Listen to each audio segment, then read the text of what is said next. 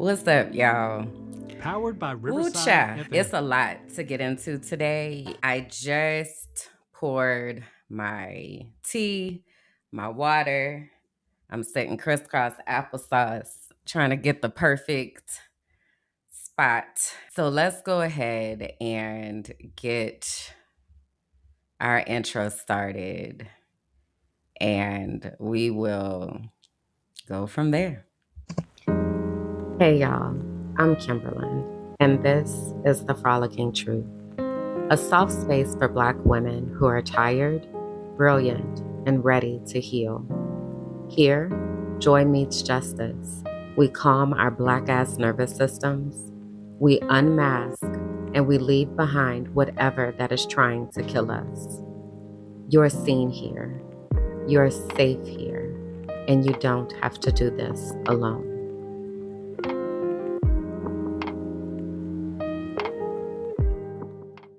Hey, y'all. Come on in here, child, and get comfortable. Sit down. I'm glad to have you here today. This is episode 9 of the Frolicking Truth podcast for Black women who are tired, brilliant, and ready to heal, where joy meets justice and nervous systems get free. Girl, emphasis on these free nervous systems. You heard me? Okay.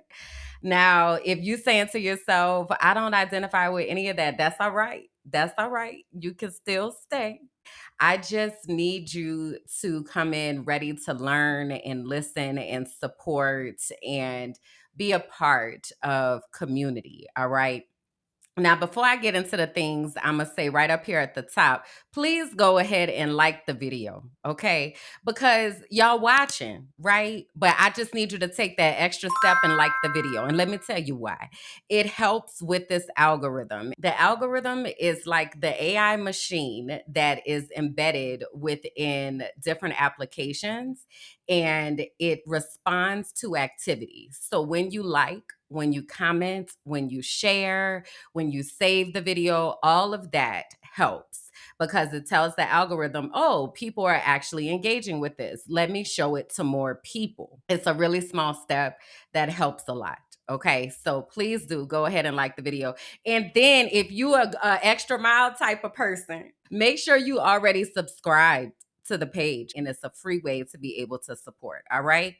So I wanted to put that at the top because I be forgetting. We got to get into the thing. So first is the auntie update. So let me start here with saying that I have really, really been focusing on my routines and trying to help myself stabilize and really strategize. Like it's this theme last week I was talking about preparation, recovery, restoration and preparation. It's kind of like this stage that I'm in right now, and I am dedicating a lot of time to really thinking about how I need to organize my routines when I start my day and throughout my day to be able to support myself in the best way possible.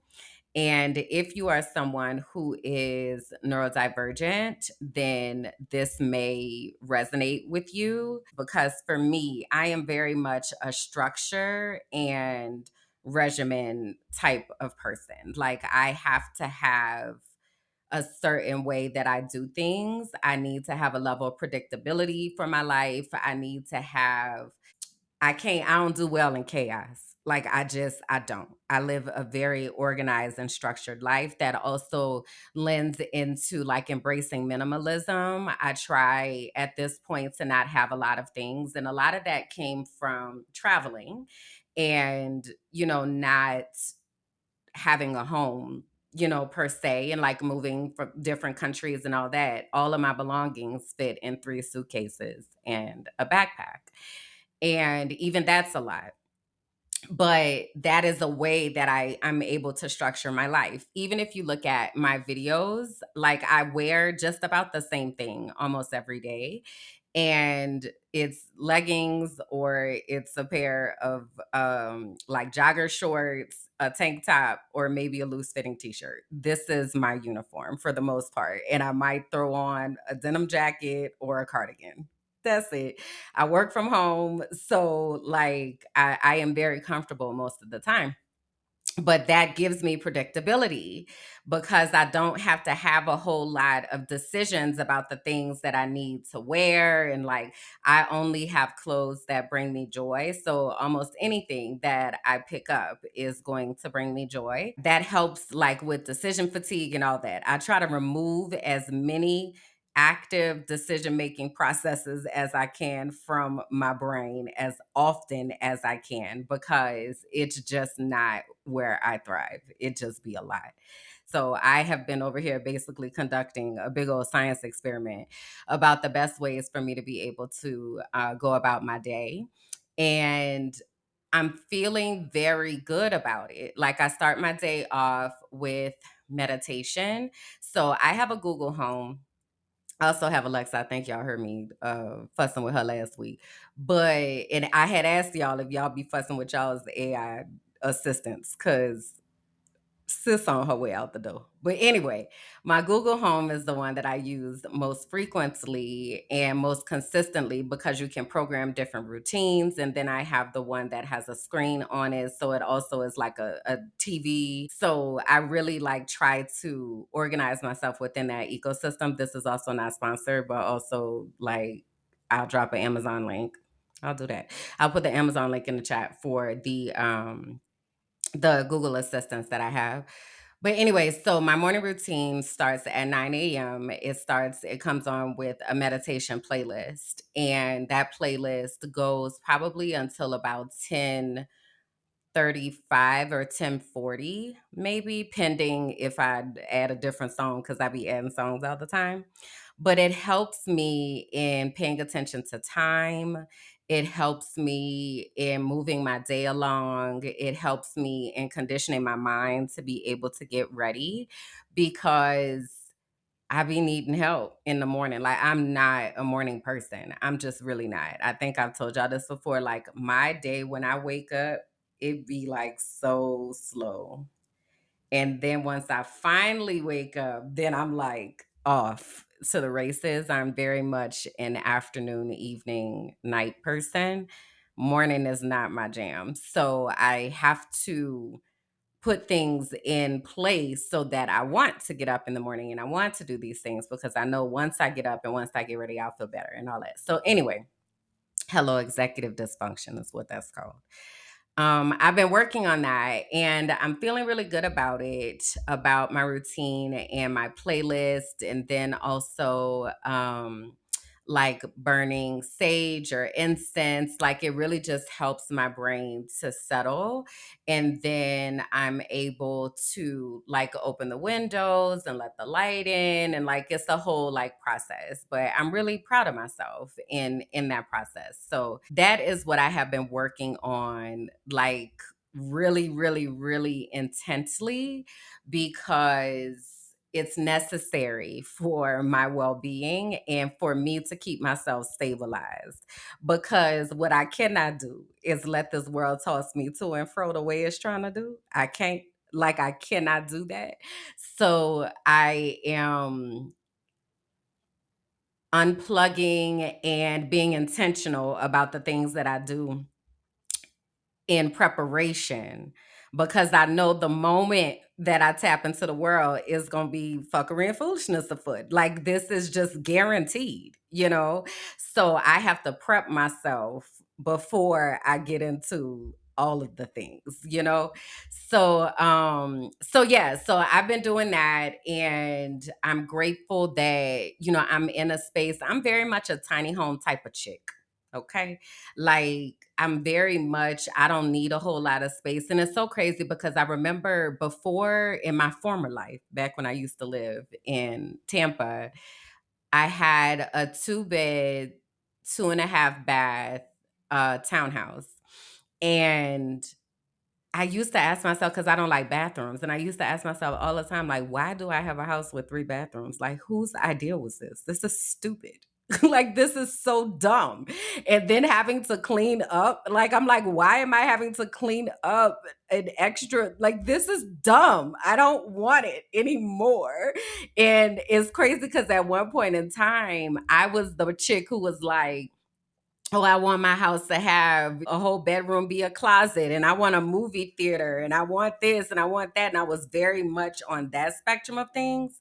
And then one day it was just like, no, I don't. No, I do not. I don't want that at all. Actually, matter of fact, let me just go live in one room. Let me do that.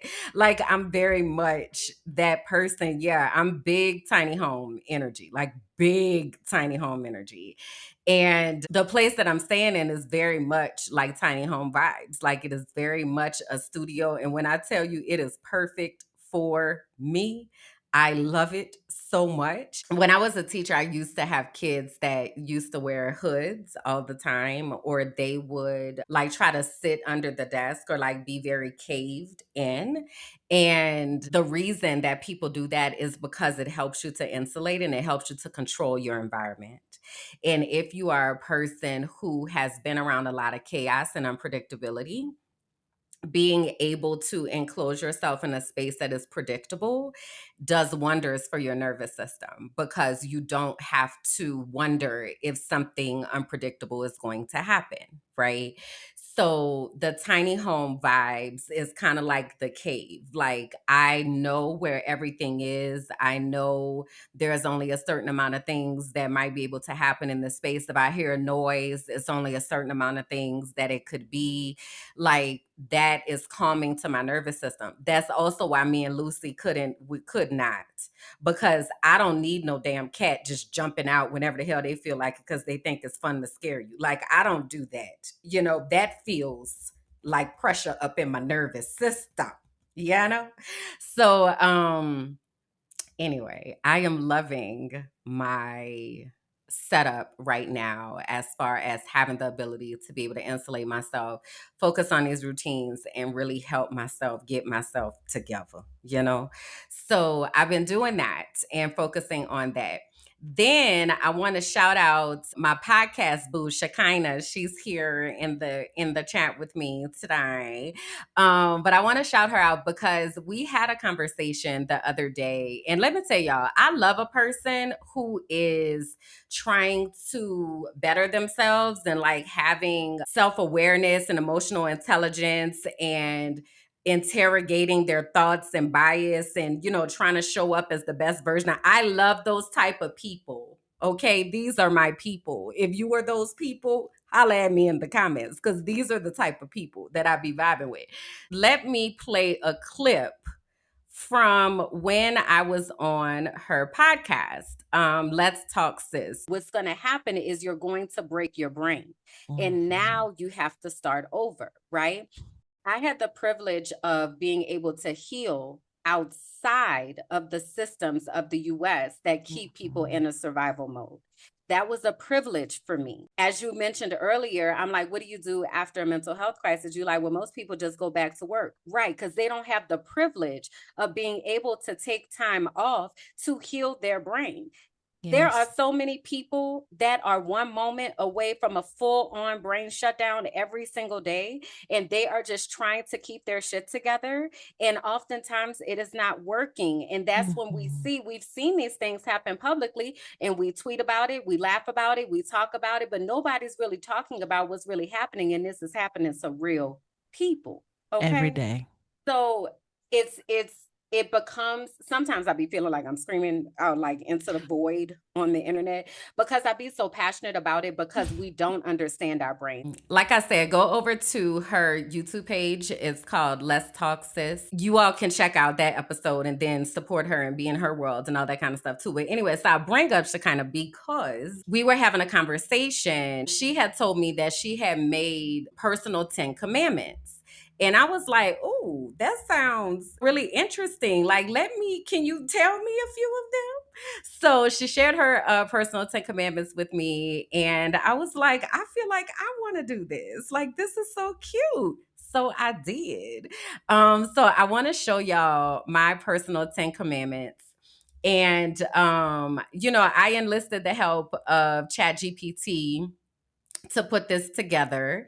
If you are somebody who is not yet using AI to assist you, I do urge you to kind of get there, because it does help to frame things sometimes and give you the words that you just may not have at the moment. So anyway, these are my 10 commandments if you are listening and not watching. Okay, so my 10 commandments. Number 1, I honor my nervous system as sacred. I walk by faith, not by fear. I prioritize my humanity and honor the humanity of others.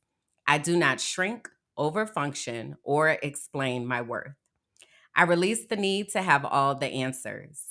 I surround myself only with those committed to growth. I reclaim every ounce of power and energy I've ever given away. I create from joy, not survival. I document the journey. I am the map and the miracle. So those are what the young people say. Clock it, that's tea, whatever. So anyways, so those are my personal 10 commandments. And I have been incorporating that now into my day as I'm starting my day, to remind myself like who I am and what I want to focus on, and like visioning and all that kind of stuff. So I wanted to tell y'all the prompt that I used, just in case you are someone who is like, I might want to do that. Now, this is the thing. You do have to have talked to your, whether it's Chat GPT or Claude or Bard or whoever your person is, Gemini, whoever you using. You do have to talk to them consistently so they get to know who you are and how you think and what you're working on. But the prompt that I used was, I would like to make 10 commandments for myself based on the direction I want my life to head. I would like your help in creating them. And I had given it enough information for it to know like what my goals and things were. So I told it that, and then it said, okay, well, let me ask you some questions. That's what happened. So it was like, let me ask you some questions in these different categories. So there were 9 questions that I answered. And then the way that I answered those 9 questions is how it developed the 10 commandments. So yeah, if that's something, if you try it, let me know in the comments or whatever. It is a pretty powerful tool to be able to use and to really think about how you want to direct your life. And this is not something that you just have to do at the beginning of the year, right? Like any day, it could be a day that you're like, today I'm going to look into that. So yeah, I wanted to tell y'all about that. Then the other thing, I wanted to shout out 2 listener comments. So the first is from my boy James. So James lives in the UK. And he's also a podcaster, and he has a radio show, and he does a few things over in England. So anyway, last week he was listening and he was like, yo, this weapon story is wild. Every time you tell a story about your life, it's the wildest thing I've ever heard.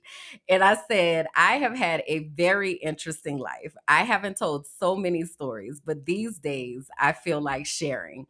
And so I wanted to shout him out because I be having stories, y'all. If y'all ask me about different parts of my life, when I tell you we could be here all night and day. Like, I have had such an interesting life.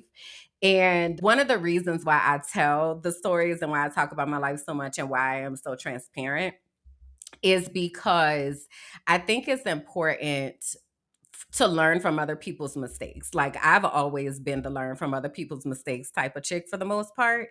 I'm doing research about things and I'm looking at it from all levels and faces and sides, and like I'm analyzing. And a lot of times we wind up making the same generational mistakes because nobody talked about the mistakes that they were making. And a lot of people try, especially like my parents' generation, they they tried to give the perception that they were perfect and they had everything figured out. And that was a whole ass lie. So what it did is it caused us to try to reach this unrealistic expectation of thinking we're supposed to have it all figured out, and we're not. Like, nobody has it all figured out at all. Like everybody's out here winging it. So I like to talk about that because the 20 somethings that and the 30 somethings that are coming up behind me, I don't want them thinking that they are having to achieve this unreachable goal of perfection, that doesn't even exist. So I I talk about the mistakes that I've made or the things that I've been through so that other people don't have to do that. Like, no, you not we having the same conversations at 40 about friendships and relationships that we were having in our 20s. It's just to a different depth. The same conversations about dating, the same conversations about showing up for yourself. Like, so if we will just be transparent and talk about that, then we could help somebody else along the way. So I wanted to shout James out for that. Then I also want to shout out my girl Vanessa.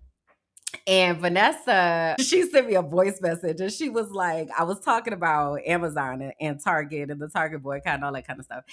And she said, I was listening, whatever. She said, and you came in soft at first, and then you was like, why you buying all that shit from Amazon?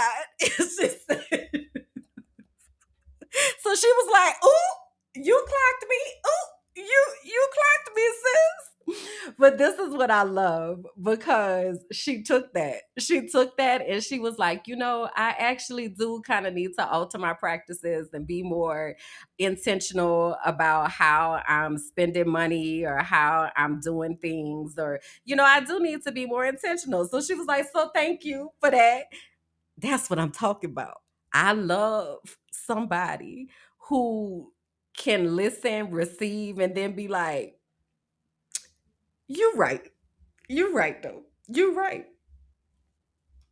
Right? Because it happens. Like we don't know everything, and if we consider different perspectives, then we are able to maybe open our minds to somebody else's lived experience or open our minds to a different way that we could be showing up. So shout out to Vanessa for for that voice message. Wait, it's a comment. Nah, you be coming for our next and you be knowing.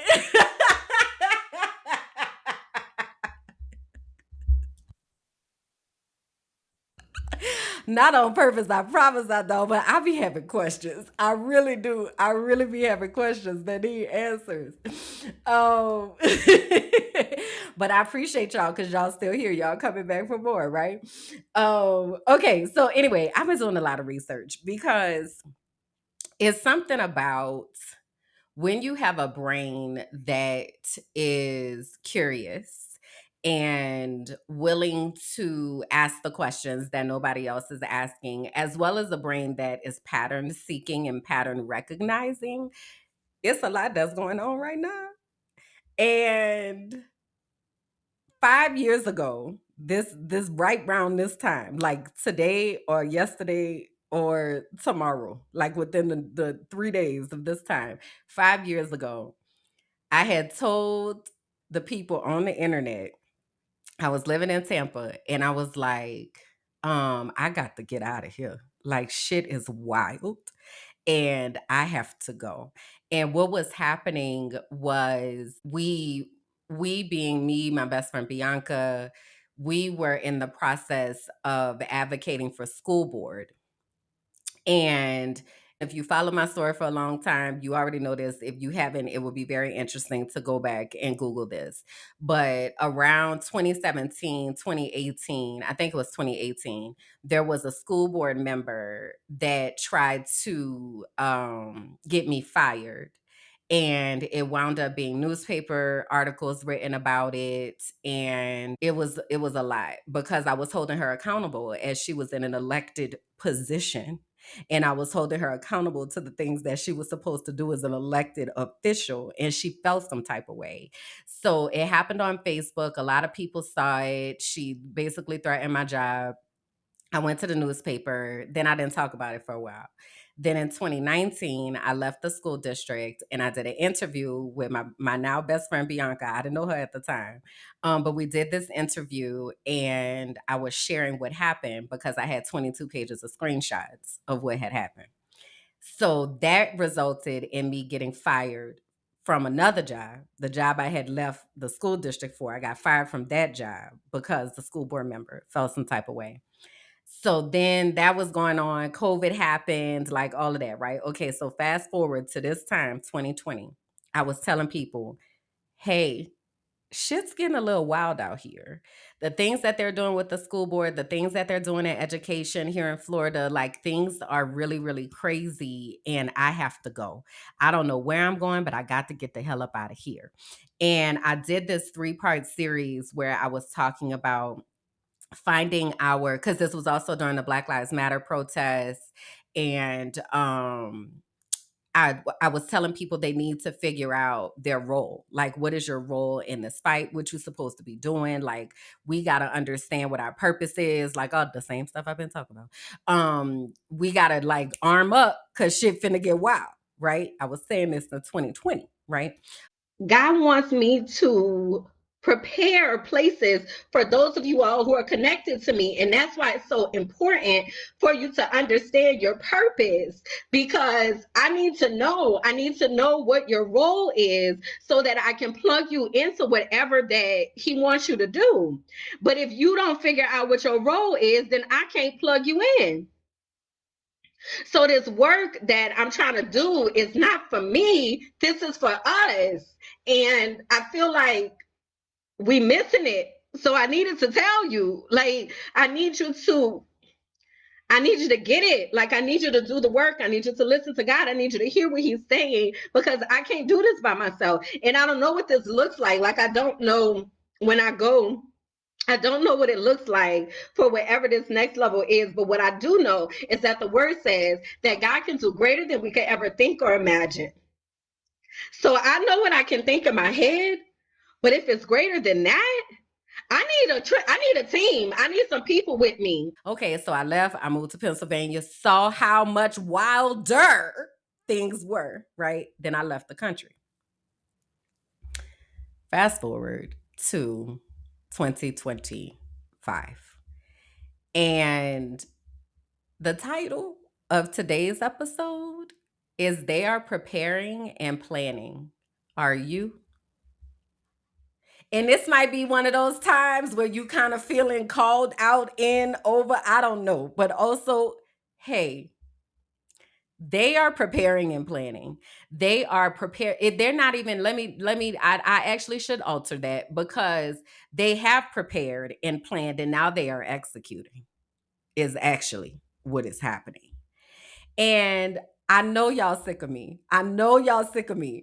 I know it'd be funny when I get like, I'll get an influx of followers sometimes. And then they hear me start talking. They be like, okay, let me just, and then they leave. And I'm all right with that because I'm not talking to everybody, number one.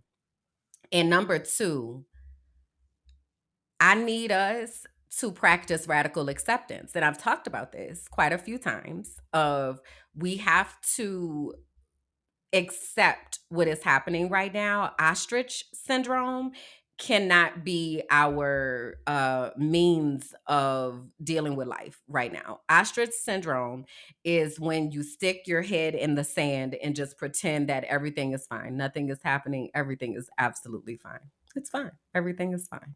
Because everything isn't fine. And I know being the person that is the one who has to say that. So this is where my spiritual gifts come in, because I do have the gift of prophecy. And that is why I be saying stuff and I be knowing, because that is what I'm gifted to do. But people don't be wanting to hear it, right? Because it's not all fun and all that kind of stuff. It really is like a call to action with a sense of urgency. So what I have had to learn how to do is to not completely crash out and try to like give it in bite-sized pieces so that at least some people will receive it. But I've been seeing this stuff coming for a while, right? So Florida has been the testing grounds for a lot of things that have happened over the course of the United States. Um, the over the course of the United States existence. Like a lot of stuff starts out in Florida, and a lot of policies start happening in Florida.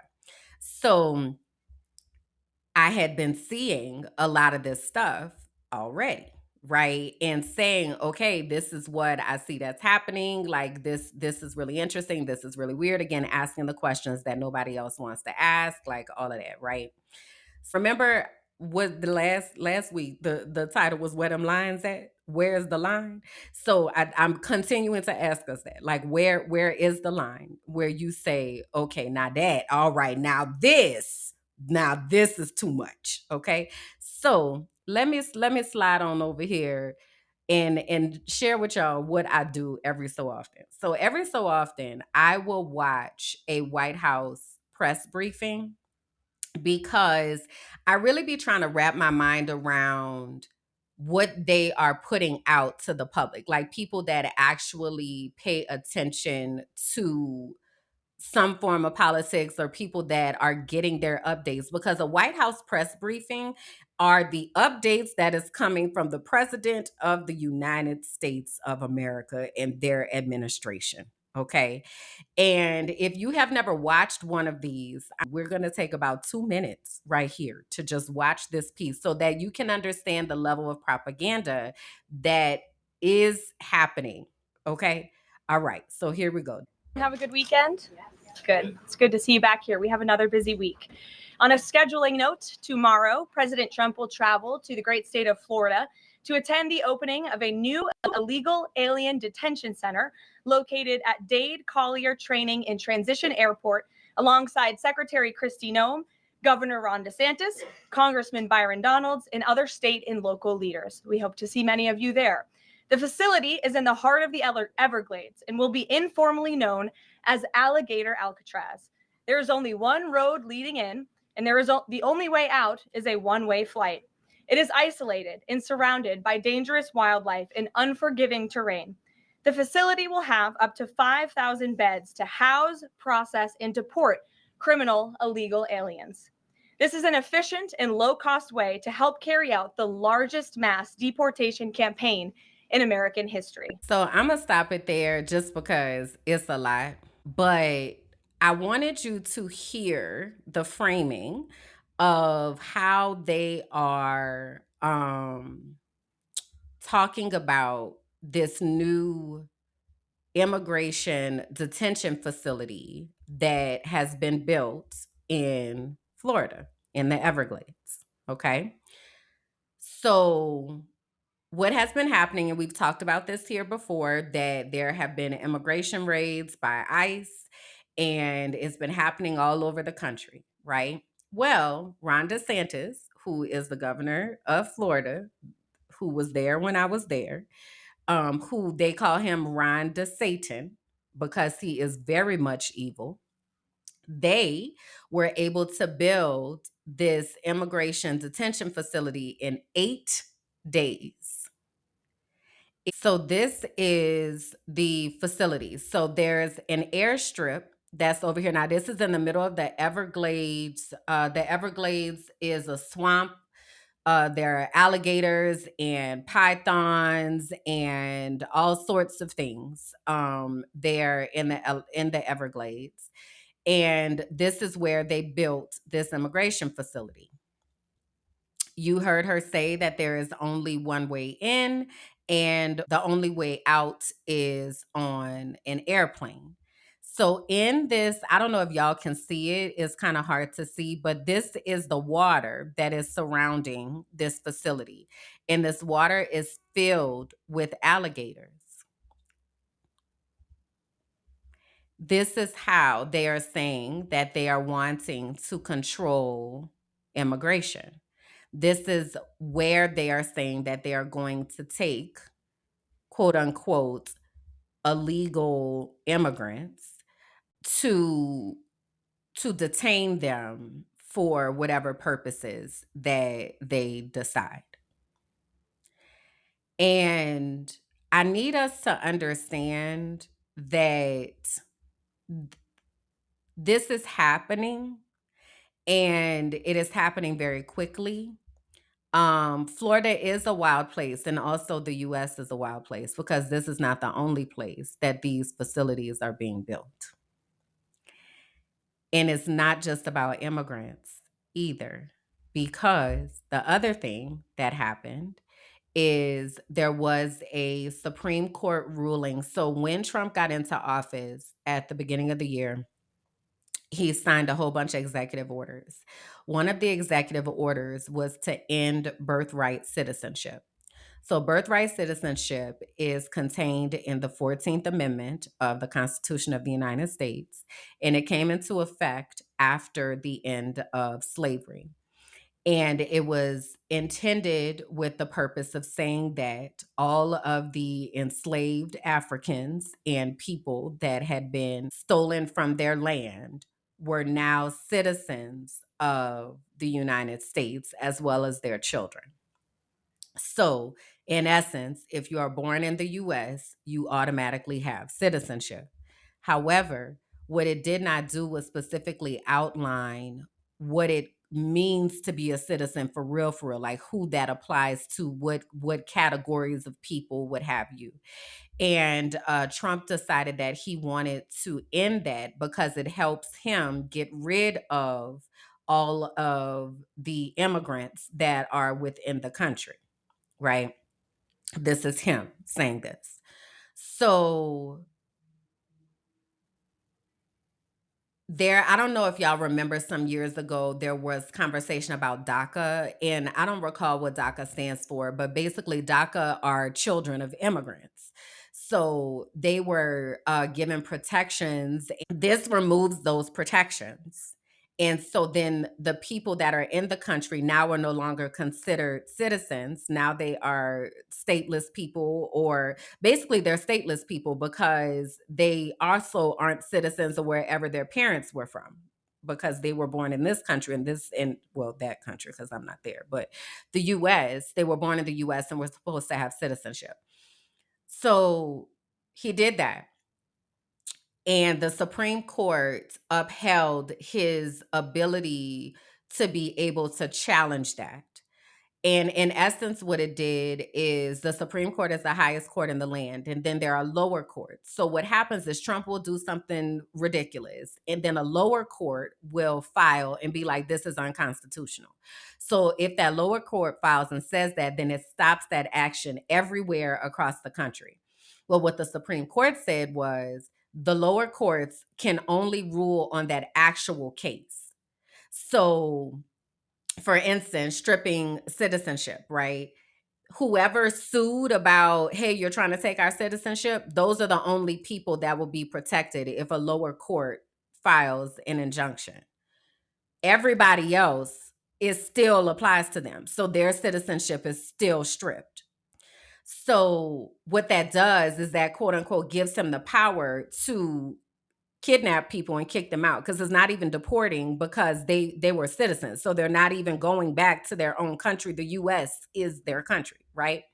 Then he removed protections for 500,000 Haitians who had come into the US seeking asylum based on how the US has destabilized Haiti and all the things that have happened in Haiti. So he removed Haitians protections as well, right?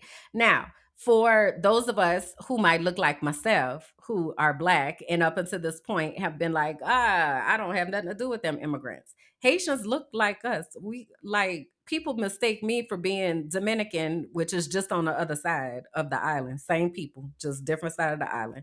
People mistake me for being Dominican or Haitian all the time, especially if I'm speaking Spanish. So it's very easy for one of us to get caught up in these roundups that they're doing, to send people to these detention centers, such as the one that was just made in the Everglades. And so I saw earlier somebody said we need merch. They got merch for the prison though. They have merch for the prison. They selling hats and shirts saying alligator Alcatraz for the prison. They got merch for the prison.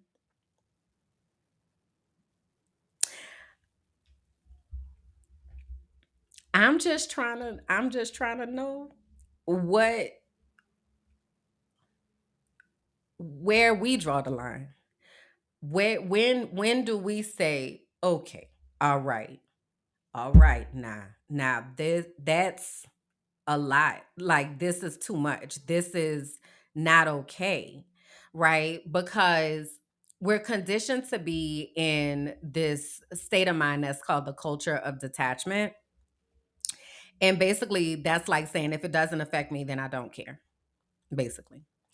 And so then the question is, when do you start to care, right? So let me tell you about another story. This lady named Adriana Smith.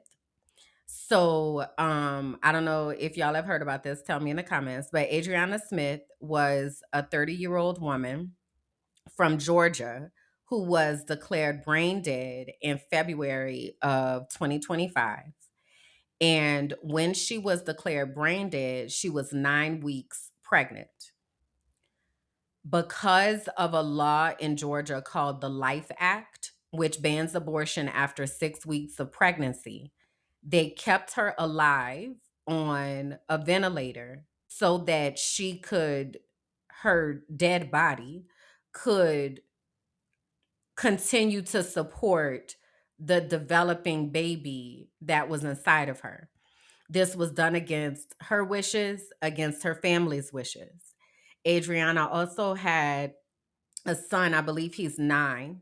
So him and her parents had to watch her be kept alive on a ventilator for weeks, 16 weeks, so that they could use her body as an incubator to birth this premature baby that now doesn't have a mother. What, like, the level of trauma that this baby is being forced to endure. And that's not saying that the family was saying, we're not saying we would have ended the pregnancy, but we should have had a choice to be able to think about all of the ramifications of this situation. But we didn't. We didn't even have a choice.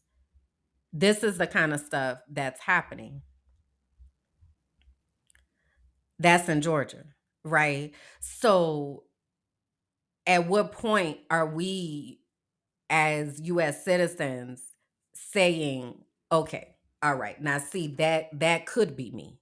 Or, like, are we standing by and watching our neighbors getting scooped up? Or are we coming up with a plan and asking them, how we can be a supporter? Like, how are we showing up for people and tapping back in, right? And getting out of this space of, this isn't affecting me, so it's whatever. And I want us to understand, I understand why we detach. So detachment is a trauma response, right? And we talk a lot about our brains over here. It's a trauma response because it disconnects us from painful realities. Like, it's very difficult to watch everything that you have learned about and everything that you have believed about a place and about people crash in front of your face. Like, that is very traumatic. So it's natural to, like, want to insulate ourselves from the things that are happening. But if we refuse to see what is happening, there is no way for us to protect ourselves from it. There is no way for us to fight against it. There is no way for us to even show up for ourselves because we are telling ourselves that it's not happening. We're gaslighting ourselves every day. And the longer that we pretend that it doesn't matter, the more dangerous that it becomes when it finally does matter, because by the time it gets to your door, now it's too late, it's at your door, you know? And I'm not blaming anybody. This is not our fault. It is by design. Like, the system relies on us to remain detached. Because if we can continue just mindlessly scrolling, you remember I talked about survival mode. If our brain stays in survival mode, we are not able to strategize and think and ask questions and, plan, and we're not able to do all of that. So we get into this place of self-preservation. Well, I'm gonna just do what I need to do for me and whatever, F everybody else and whatever. But then what happens is basically they've divided us and conquered because we're not working together to be able to figure out how to support each other. And what we need right now is interdependence, and that is showing up in community, right? That's what I keep talking about. Understanding that if they're willing to do that to one type of person, it's only a matter of time before they're willing to do that to me. So, also, if I'm fighting, I also want to know that people have my back. So, whose back do I have as well? You know? Um, because it is our problem, and here I am sitting in Colombia talking about all of this from the safety of my mountainside tiny house, but and I can't imagine, I say this all the time, I can't imagine what it is like to be in the US and also paying attention to the things that are happening. But I want to call us into this space of collective radical acceptance so that we can support each other. But then we also need to have the ability to be able to plan and to strategize. So I want to talk before I go about emotional integrity, because emotional integrity is something that I actively and intentionally decided that I wanted to embrace. And I don't remember what year it was, but at some point I was like, I'm lying to myself and everybody else when they ask me what's up. Like, I can't keep doing that. This can't be healthy, type of thing. So I made this post the other day on Instagram, and it centered in a conversation I was having, or I had talked to somebody and I said, "How are you?" And they told me what they were doing. So this post says, "I asked you how you are doing, not what you are doing."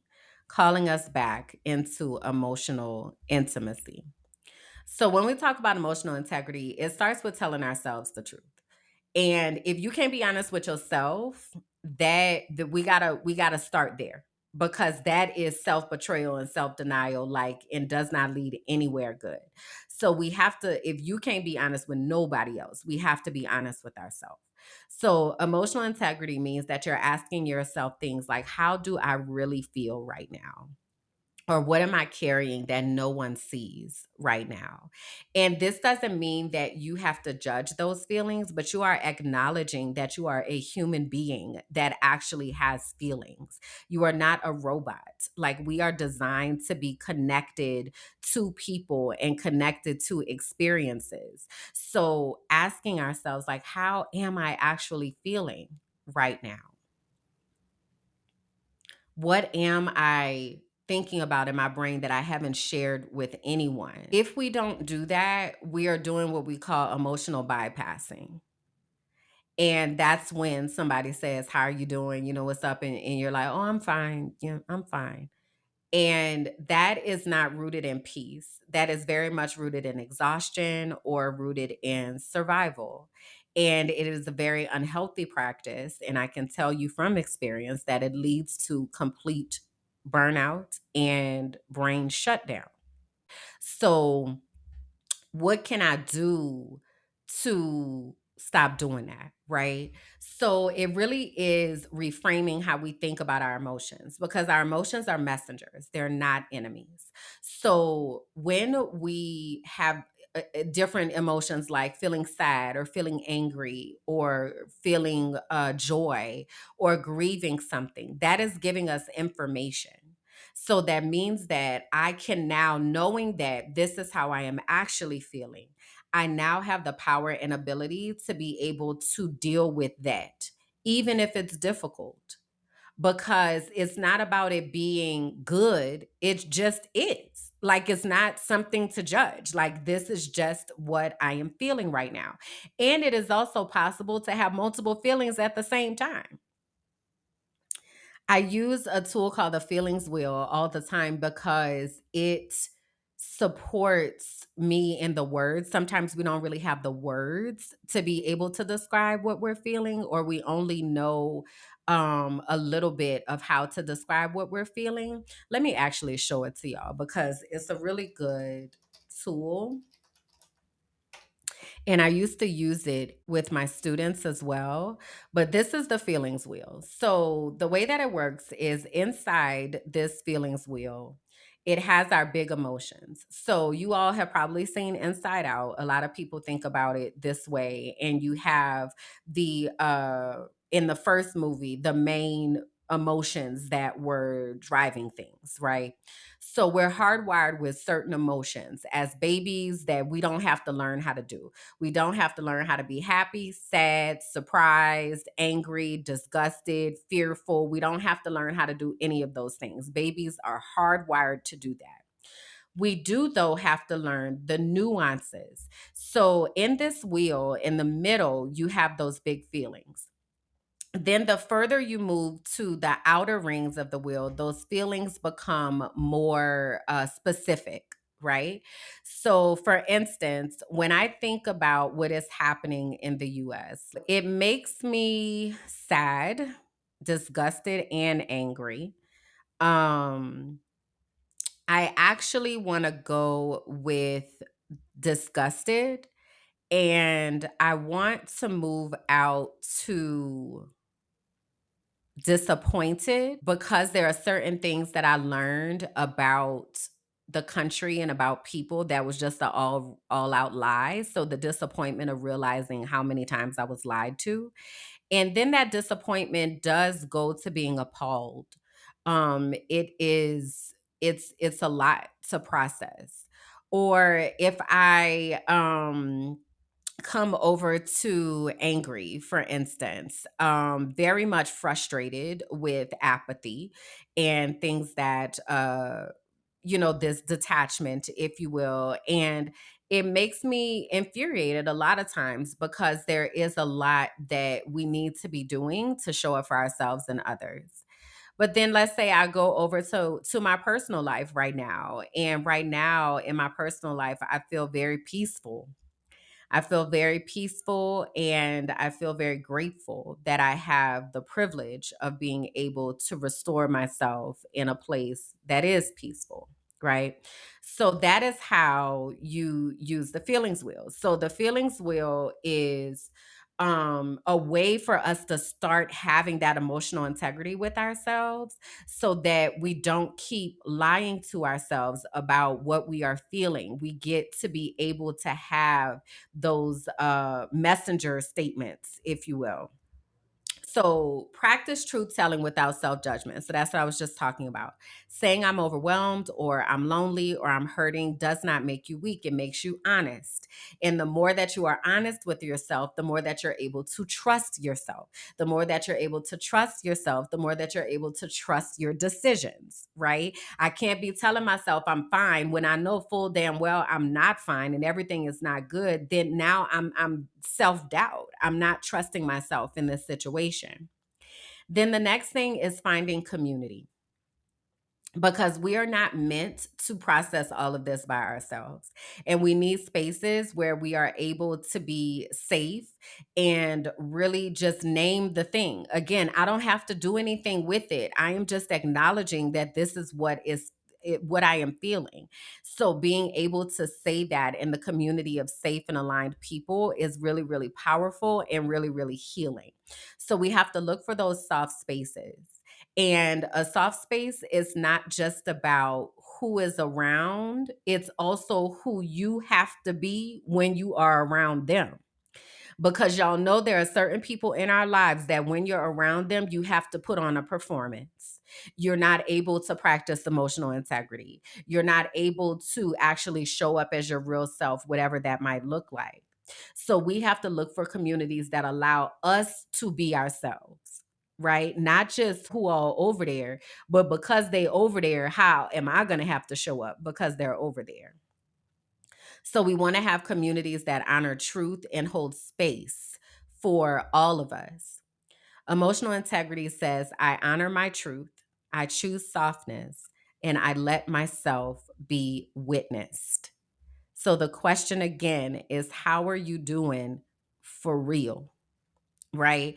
I just dropped all of that stuff on y'all about all the stuff that's happening in the US.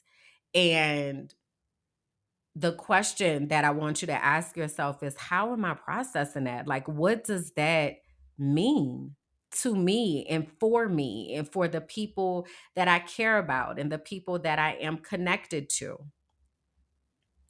What does that look like? So, our soul work for this week is to ask ourselves that, to use that feelings wheel, to ask ourselves about how we are actually feeling, for us to choose moments where you are able to be emotionally integrous and actually stop and say, I'm carrying this and this and this and this, and not feeling like you have to choose. It's not necessary to choose, but it is necessary to be able to name it. All right. So that is our soul work for the week. What if the thing you've always called too much was the exact thing God designed on purpose? This is for the ones who've always known they were different. Too sensitive, too loud, too knowing, too intuitive, too woo woo. But what if your sensitivity is actually your superpower? What if your intuition was your inheritance? Discover Your Destiny is a 10-week sacred journey back to yourself. We explore the design of your soul, your spiritual gifts, and the unique way that God speaks to you. This isn't church. It's not a rule book. It's not a performance. It's the moment you stop chasing approval and start walking in divine alignment. You'll gain clarity, language, and confidence around who you are and what you are here on the earth to do. You'll learn the real voice of God. And if you feel called to go on to become a certified intuitive melanated life coach, this is where that path begins. There are two ways to enter this sacred container: the Destiny track, full investments and coaching experience, or the Divine Exchange track, where internship meets soul work. You'll support podcasting, content creation, or brand development behind the scenes while learning how your unique gifts benefit the collective. Your knowing isn't a flaw, it's the fingerprint of God. This is your invitation, and I hope that you'll answer.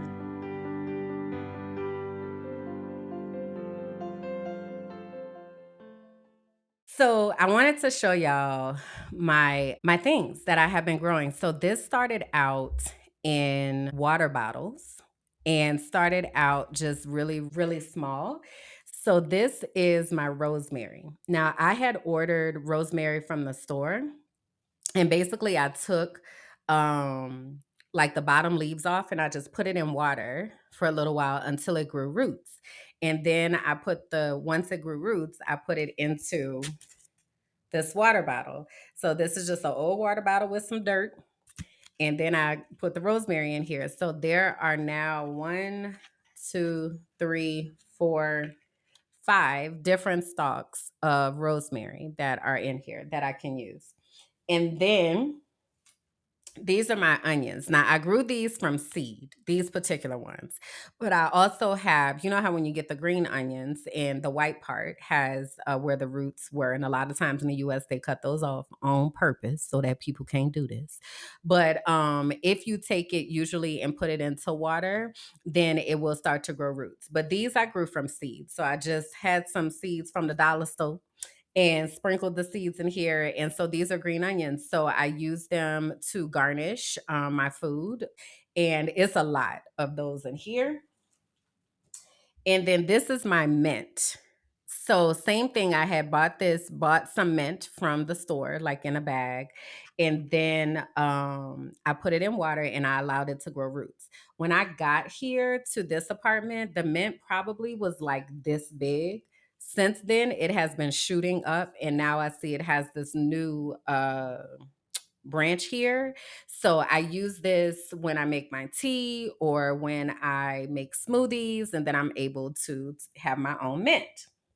So I wanted to show y'all that because it doesn't take a lot. You know, we really have the ability to be able to show ourselves that we have the ability to take care of ourselves. So I really want to challenge us to just do something small like that. And that will give you a chance to call yourself into sustainability. And then I also wanted to ask y'all this question about what does peace look like and sound like for you? Because I feel like we may not necessarily think about that actively and think about how we can create peace in our own lives. So, when I was thinking about it, I was like, peace for me feels like being in the mountains. Um, it feels like quiet. It feels like having a garden. It feels like a breeze, fresh fruit, sunshine and springtime and the ability to blow bubbles and twirl in circles. Like that's what peace looks like for me. And I think it's important for us to figure out what peace looks like for us, for you, because peace looks different for everyone, right? But taking a moment to actively think about that, because we have to be able to create our own peace in this chaotic world, because it's a lot that's going on, you know? And maybe, gardening is not your thing, right? But maybe you are an artist of some sort. Maybe you are a painter, or you are someone who produces music, or like talk to me about where your peace lies. And I want y'all to tell me in the comments what is your area of specialty, because all of us have one, all of us. I'm talking down from mechanics to people who know how to build houses to people that love to clean and organize. Like all of those gifts are needed. So basically, what I'm doing, y'all, is I'm trying to make a resource map. Okay. Because we need to have people in every walk of life that are able to help us to create these peaceful environments and to help us pour into people that actually align with the way that we view the world. Right. Um, so that is a project, that I want us to work on together and really thinking about how we can intentionally support each other and intentionally barter our time and energy so that we are able to support us, not this capitalistic machine of foolishness. Anyway, I'm about to get out of here, but I want to remind you all about a few things. One is the Healing Circle. The Healing Circle takes place on Saturdays immediately following the Frolicking Truth premiere. So, Frolicking Truth premieres at 11 a.m. Central Time, and the Healing Circle takes place at 12 p.m. Central Time every other Saturday. So, we just had one last Saturday, so we won't have one this week. But if you go to tinyurl.com/Black Women Healing Circle, you are able to register for the Healing Circle. And that is where we take some time to name our feelings, really practice naming without judging, as well as leave with some somatic exercises and affirmations and things to really just pour back into ourselves. That is a space that is exclusively for Black women. So I will be asking for you to turn on your camera and verify that you are a Black woman. But if you or someone you know is looking for that space, again, please go to tinyurl.com/Black Women Healing Circle, and that will get you to the registration for the Healing Circle. Back in 2020, I was working with Beautiful Brown Girls, and we used to do sister circles. And there was a time where there was a lot of Zoom bombing. And people would come into, and I'm sure y'all saw this on the internet, but people would come in to those spaces and say the N word and like try to take over people's screens and like all that kind of stuff. So we had to be really intentional about the settings. So because I live in virtual spaces, yeah, I'm gonna need you to come in here and verify and register. And there are several steps that have to be taken before you can get into that space, because we don't need any additional trauma. We've had enough. So that's why I ask people to verify who they are. All right. The other thing is, if you are looking for deeper connection and you are really wanting to like be able to ask questions and like really be in the space and energy and community, I do invite you to come over to my Patreon. I call it the Inner Circle, and there is a 7-day free trial. So for instance, I dropped a vlog just a couple days ago, but basically giving a detailed asylum update. And we talked about a couple other things. So that is happening in the Patreon. So real life, real updates, real things are happening in the Patreon. So it's $5 a month. To join the Inner Circle. And again, there's a 7-day free trial. So you can sign up and be in there for the free ski, and then hopefully convert to $5 a month supporter. The Patreon is definitely one of the safer spaces and one of the spaces that we have to protect, and it is a community for like-minded people. So if you are looking for that, please do come over and hang out with me there. So I'm gonna leave y'all with this quote this week, and this quote is from Bell Hooks. Rarely, if ever, are any of us healed in isolation. Healing is an act of communion. So I want you all to remember that we don't have to do this alone. We have a community. All we have to do is choose to show up and to be present in that community. So I'll see y'all later. I love y'all so much. Thank you. Bye.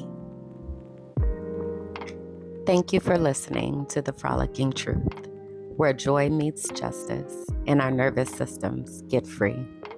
Please be sure to like, rate, and comment. Subscribe to the YouTube page, Minding My Black Ass Business, and follow me on all social platforms. Until next time.